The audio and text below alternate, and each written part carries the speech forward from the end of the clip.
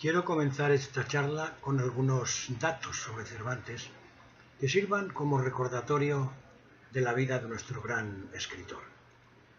Miguel de Cervantes Saavedra nació en Alcalá de Henares el año 1547 y es considerado mundialmente como uno de los más grandes escritores del mundo. Este vídeo tiene la finalidad de proporcionar a los profesionales del libro información y argumentos para atraer a los visitantes de su librería hacia la gran obra de Cervantes. Quiero comenzar esta charla con algunos datos sobre Cervantes que sirvan como recordatorio de la vida de nuestro gran escritor. Miguel de Cervantes Saavedra nació en Alcalá de Henares el año 1547 y está considerado mundialmente como uno de los más grandes escritores de la historia de la literatura. Este vídeo tiene la finalidad de proporcionar información y detalles a aquellos que lo vean y escuchen que les permita comprender las razones de la existencia de El Quijote para lectores del siglo XXI.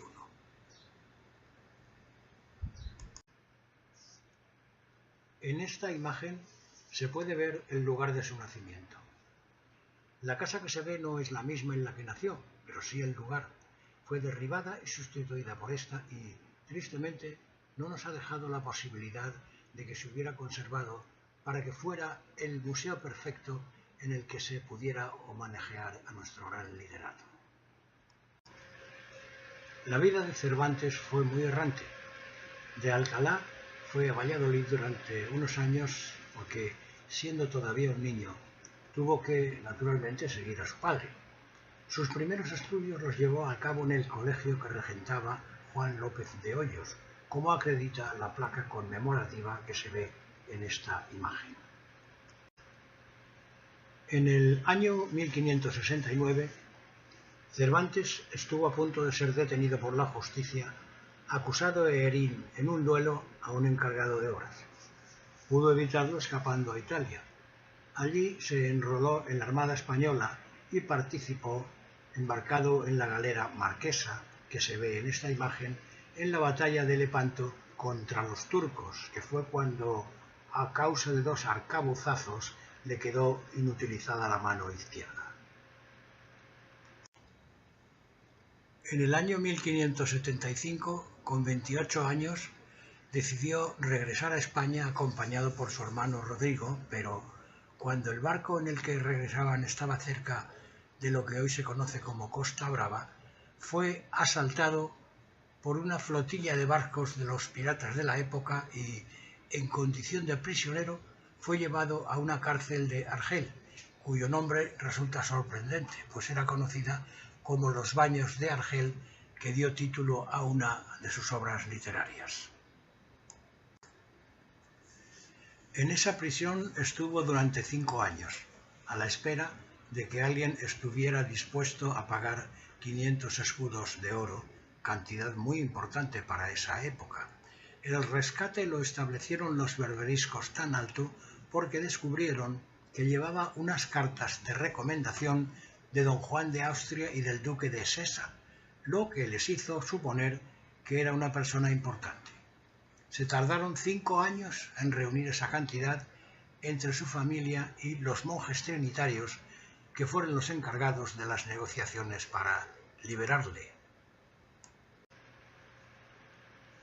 Durante los años 1581 y 1582 se ocupa, por encargo de las autoridades españolas, de llevar a cabo una misión de espionaje en Orán, que en aquella época era plaza española, debido al hecho de que su estancia de 5 años en Argel le había hecho conocedor de las costumbres del mundo musulmán. Cuando volvió de Orán, conoce a Ana Villafranca, que estaba casada, y tiene con ella una hija a la que no hizo mucho caso durante su vida. Terminó casándose en 1584 con Catalina de Salazar, viviendo en Esquivias, localidad situada a unos 40 kilómetros de Toledo, durante algunas temporadas. En el año 1587 se trasladó a Sevilla porque había conseguido el puesto de comisario de abastos, que consistía en recaudar diversos productos para la Armada española. Después fue recaudador de impuestos, pero a causa de unas cuentas poco claras, fue encarcelado en la prisión que se ve en la imagen, donde desarrolló la trama de su gran obra literaria. Aunque ya había vivido en Valladolid cuando era un niño, volvió de mayor, con 56 años, por el hecho de que el rey Felipe III había trasladado allí la corte en el año 1601. En esta diapositiva se muestra la casa en la que vivió durante algunos años, que sigue en pie, al contrario de la casa en la que nació en Alcalá de Henares. Su estancia en Valladolid ha sido recordada y celebrada por medio de la placa que se presenta en esta diapositiva. La primera parte de El Quijote se publicó en el año 1605 y la segunda en el 1615, poco antes de su muerte. Cervantes murió en Madrid en el año 1616 con 68 años de edad. Se considera que fue enterrado en el convento de las Trinitarias Descalzas, aunque la búsqueda de su tumba en los últimos años ha generado algunas dudas. A pesar de ello, en dicho convento hay una placa conmemorativa que se presenta en esta diapositiva. Yo era consciente de que la lectura de las obras de Cervantes, principalmente El Quijote, es un problema muy extendido por la dificultad que implica el castellano de los siglos XVI y XVII. Yo mismo había abandonado esa lectura en un par de ocasiones y hace unos 4 años volví a plantearme el problema. Hice un muestreo con la intención de darme una idea de qué cantidad de hispanohablantes habrían leído El Quijote y, después de haber preguntado a más de 300 personas, solamente encontré 3 que me demostraron haberlo leído. Dediqué algún tiempo a investigar si se había hecho algún trabajo de adaptación o traducción de las palabras, expresiones y otras partes de los textos de Cervantes que hoy día son desconocidos, pero sorprendentemente no encontré nada de eso. A la vista de esto, sopesé la posibilidad de hacerlo, suponiendo que no sería un trabajo difícil y lento, pero me equivoqué de medio a medio. Inicialmente, solamente pensé en llevarlo a cabo con El Quijote. Me refiero a la adaptación del texto al castellano actual, pero viendo que la idea gustaba, amplié la tarea a otras 2 obras de Cervantes, El Quijote, la que aparece en esta diapositiva y la que aparece en la siguiente. Las andanzas de Persiles y Sigismunda, que se publicó después de su muerte, ha sido la última que he adaptado. Creo que todo esto, cuando se difunda ampliamente, animará a muchos hispanohablantes a lanzarse a la lectura de nuestro gran Cervantes, que, para quien no lo sepa, ha sido traducido a más de 60 idiomas desde su publicación a principios del siglo XVII. Aquí vemos la plaza de Juan Carlos I con 2 esculturas en hierro del escultor M. Castro de 1982 y al fondo la entrada principal a la iglesia de San Antonio Abad, que fue la que provocó el conocido dicho de «con la iglesia hemos dado», cuando Don Quijote y Sancho buscaban de noche y en una absoluta oscuridad el palacio de Dulcinea. Aquí se ven las mismas esculturas en un primer plano. El Museo Cervantino es uno de los más importantes del mundo en lo relativo a las muchas ediciones que se han hecho de El Quijote, tanto en nuestra lengua como en muchas otras. Más de 80 y que lleva 2 años trabajando en una edición multilingüe en la que cada capítulo estará en un idioma distinto y manuscritos por cervantistas de todo el mundo. Será una edición memorable. En el museo se conservan 377 ediciones en castellano y 397 en otras lenguas en la actualidad, año 2017.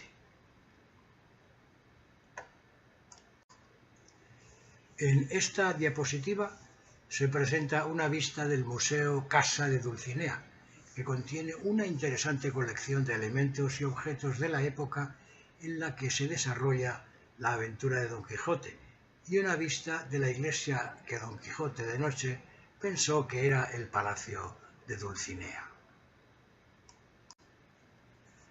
Esta es una vista cenital de la ubicación de la cueva de Montesinos, que no es ficción, en la que penetró Don Quijote durante su tercera salida camino de Zaragoza, según se relata en el capítulo 22 de la segunda parte.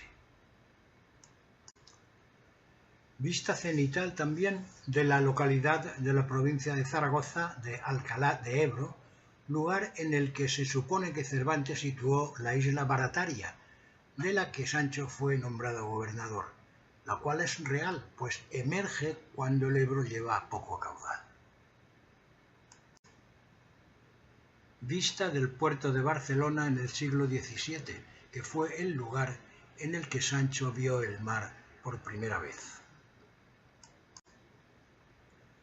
Lo que se presenta a continuación justifica haber llevado a cabo el trabajo de adaptación de las tres obras de Cervantes que hasta el momento existen y que es mi deseo que, ya sea por mí o por otro escritor, continúe haciéndose, no solamente con las obras de Cervantes, sino con muchas de las que se crearon en el siglo de oro español.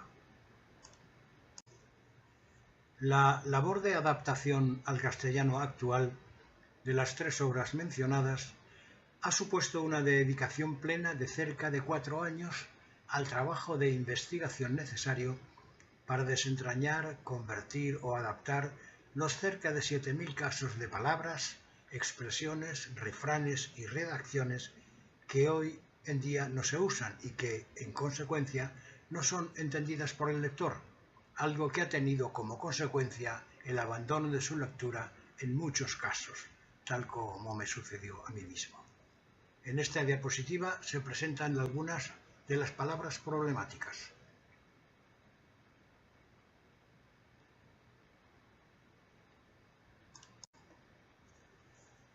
Algunas más de las palabras que en la actualidad son desconocidas.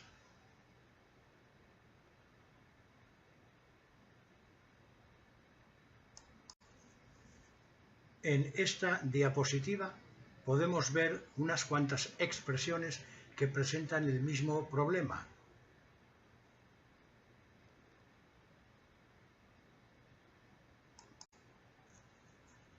Algunas pocas más que sirven de ejemplo para comprender que sean tan escasos los hispanohablantes que leen a Cervantes hoy día.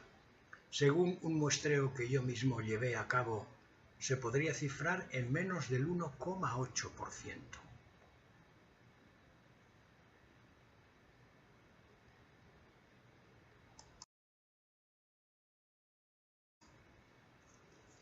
Aquí se pueden ver una serie de párrafos de difícil comprensión.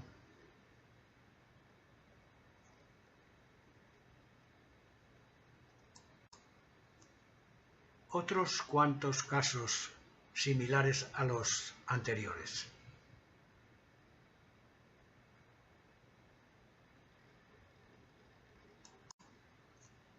En esta diapositiva se presenta en rojo el caso más complicado de resolver. Esta parte del texto está contenida en el capítulo 20 de la primera parte en la que se relata la aventura de los batanes.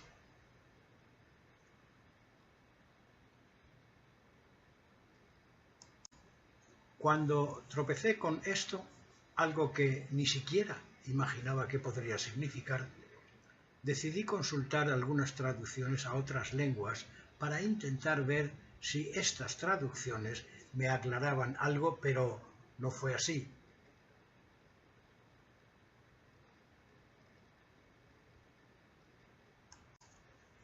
Consulté también la traducción al portugués sin que ésta pudiera aclarar algo de lo que quería decir Sancho, pero también fue inútil.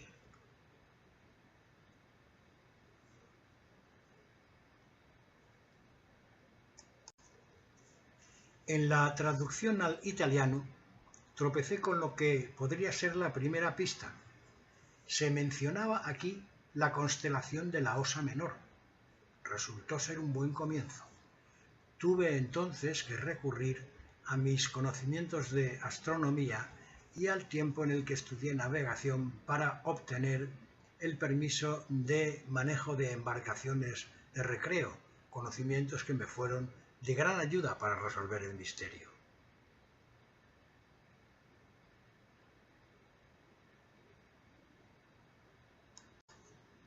La aventura de los batanes, en la que se relata esta parte, sucedía en la primera salida de Don Quijote a sus andanzas de caballero andante, algo que se produjo, según se relata, en el verano. En esa época, la Osa Menor, que contiene la estrella polar, a medianoche está situada a la izquierda del meridiano, tal como se ve en esta imagen. Al amanecer, la constelación está situada sobre el mismo meridiano, como se puede ver en esta diapositiva. Entre ambas posiciones transcurren en esta época del año aproximadamente 6 horas. Cuando tenían esta discusión Don Quijote y Sancho, la Osa Menor estaba seguramente a medio camino entre las dos posiciones descritas anteriormente, es decir, a mitad de camino en un ángulo de unos 45 grados. Sancho sabía esto porque era el procedimiento que utilizaba de noche cuando era pastor para hacerse una idea aproximada de la hora. Una vez desentrañado el misterio, la redacción del párrafo de Sancho en la adaptación al castellano actual es la que se presenta en esta diapositiva.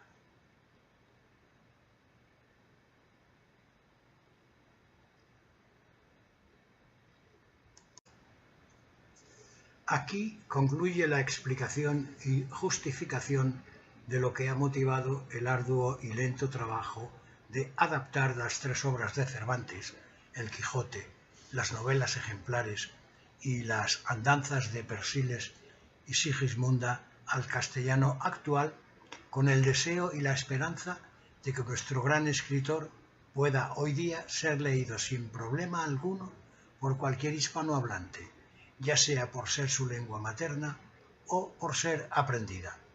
Quiero además hacer hincapié en el hecho de que leerle es una auténtica delicia, tanto por su magnífica prosa y diáfano verso, como por lo ingenioso, divertido, profundo, tierno, reflexivo e inteligente de sus textos. Nadie quedará defraudado cuando los lea.